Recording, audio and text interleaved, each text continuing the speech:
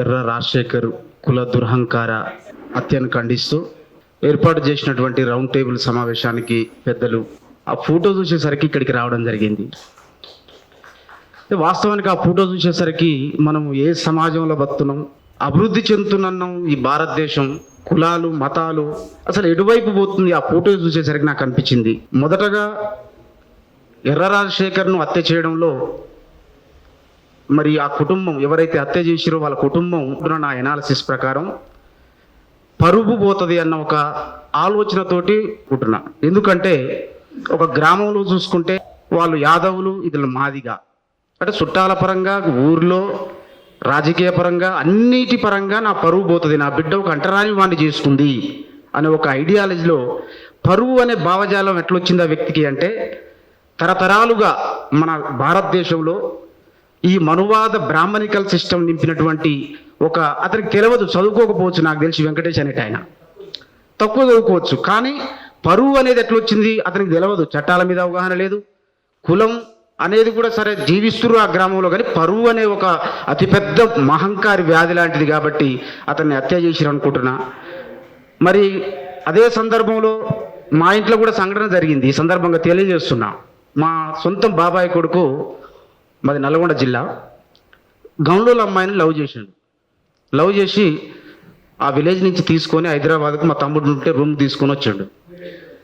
నేను మాదిగా గౌన్లోల అమ్మాయిని తీసుకొని వచ్చిండు. మా తమ్ముడు ఇక్కడ వంట మాస్టరు, అతని రూమ్లో ఉంచడం జరిగింది. నాకు ఫోన్ చేసిండు, అన్న ఇట్లా సంగతి నేనైతే అమ్మాయిని తీసుకొని వచ్చినట్టు జరిగిందంటే, తమ్మి ఇమ్మీడియట్లీ అమ్మాయి మైనరా మేజరా అని, మేజరా అన్నాను. మరి నెకరకల్ దగ్గర ఉంటుంది, ఇమ్మీడియట్లీ నువ్వు నెకరకల్కి వచ్చేసాయి, ఏదైనా ఒక గుడిలోకి పోతావా లేకపోతే ఏదన్నా వివాహం చేసుకొని ఇమ్మీడియట్లీ నేను ఎస్ఐ తోటి మాట్లాడతా, మీరు స్టేషన్కి రండి అని చెప్పిన ఒక గంట సేపటికి ఆ అమ్మాయి వాళ్ళ మేనమామ కొద్ది చదువుకున్నాడు కాబట్టి వెంటనే ఎట్లా డ్రాప్ చేసారో తెలియదు, తమ్మిని దొరికించుకొని చాలా కొట్టడం జరిగింది. కొట్టి తమ్ముడు దాదాపు అంటే చనిపోయే స్థితిలో కూడా కొట్టడం జరిగింది. అప్పుడు ఆ ఆవేశంలో కోపం ఉన్నది. వెంటనే ఆ విషయం వాళ్ళ అన్నకి తెలిస్తే నాకు ఫోన్ వచ్చింది. ఇమ్మీడియట్లీ నెగరకల్ పోయి ఎస్ఐ కాడ కూర్చున్నా. మా తమ్ముడు చేసింది తప్పు కాదు, 100% వాళ్ళిద్దరి అభిప్రాయం వరకు పెళ్లి చేసుకుర్రు మేజర్లు. తక్షణమే మా తమ్మినికి ఏమైనా జరిగితే మీదే బాధ్యతని స్టేషన్లో కూర్చున్నా. వెంటనే ఎస్ఐకి ఆల్రెడీ సమాచారం అంది, వాడిని జాగ్రత్తగా స్టేషన్కి తీసుకురమ్మని చెప్పడం జరిగింది. నేను అక్కడనే స్టేషన్లో ఉన్నా, తమ్ముడు వచ్చిండు. ఒక 2 గంటల తర్వాత నేను మాట్లాడినా, నన్ను పట్టుకొని ఏడ్చిండు మా తమ్ముడు. అన్నా నన్ను అక్కడ కొట్టిరు, కార్లు వేసి బట్టలు కూడా ఉడబీకిరు. ఒక బాబాయిలాట కత్తి పట్టుకొని మెడ మీద పెట్టి కారులో 2 గంటలు డ్రాయర్ మీద ఉండు తమ్ముడు, అన్న దూపైతుంటే నాకు దూపైతుంది, కొద్దిగా నీళ్లు ఇవ్వండి అంటే నా ఉత్స తాగరాదు అన్నట్టు. అటు చెప్పాలని సందర్భం మిత్రులారా. వెంటనే ఎస్ఐ గారితో మాట్లాడినా, నైట్ నిద్ర పట్టలేదు నీ సందర్భంగా చెప్తున్నా. అంటే ఒక ఈ సమాజంలో మనం ఏ విధంగా బతున్నాం అన్న సందర్భంలో నేను ఒకటే ఫిక్స్ అయినా, 100% అమ్మాయిని పెళ్లి చేసుకోవాలి తమ్ముడు అని నేను ఫిక్స్ అయినా. నేను నైట్ కూడా తమ్మితో మాట్లాడి అమ్మాయిని వాళ్ళు తీసుకెళ్ళిరు, ఏదో కౌన్సిలింగ్ అని. ఏదేమైనా 4 రోజుల తర్వాత ఆ తమ్మినికి ఆమెకు నేనే వివాహం చేసిన. అద్భుతంగా బాబు పుట్టిండు మొన్న.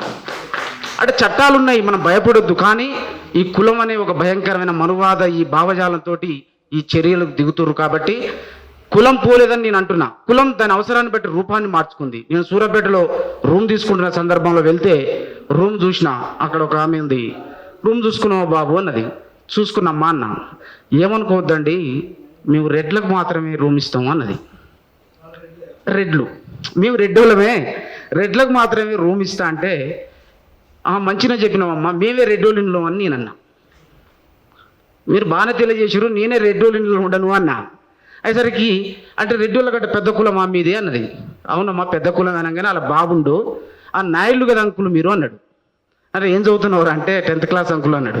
అవునమ్మా మీరు రెడ్డిళ్ళ కంటే పెద్ద కులం మాది కాబట్టి ఉండను అన్నా. అంటే నేనేమంటున్నా అంటే ఆమెతోటి ఆడ మహిళ, ఆమెతోటి గొడవ పడొద్దు, కానీ మనం తెలివిగా భావజాలంగా మనం జీవించగలిగితే అద్భుతంగా ఉంటుంది. కులం అనేది పోలేదని నా అభిప్రాయం తెలియజేసుకుంటూ, రీసెంట్గా హైదరాబాద్కు 5 నెలలు వచ్చింది, ప్రైవేట్ జాబ్ చేస్తున్నా. మేము మళ్ళీ పోయి ఒక బ్రాహ్మణిల్లే రెంట్కు పోయేసరికి ఏమిటి బాబు అని అడిగింది. అసలు మేమైతే బ్రాహ్మణ్స్ అని ఒప్పుకుందామే. అయ్యేసరికి బ్రాహ్మణ్స్ కంటే పెద్ద కులమేమే అన్న నేను. అంటే కులం మాది కానీ చెప్పుకోవడానికి నేను అదంటలేను. లేదు, ఇక్కడ లివింగ్ దట్ అంటే జీవించడానికి అసలు అవకాశం లేదు. కాబట్టి నేనేమన్నా పెద్ద కులమన్నా అంటే మున్నూరు కాపా అన్నది. ఏదైతే నువ్వు కులమే లేదంటున్నావు, కులం ఎక్కడిది? కాబట్టి అవునమ్మ పెద్ద కులమే అన్న, నేను పెద్ద కులం అనేది వాడుతున్నా. మాదిగా అంటే మహాదిగా, పెద్ద కులం అనేది నా భావజాలం. కాబట్టి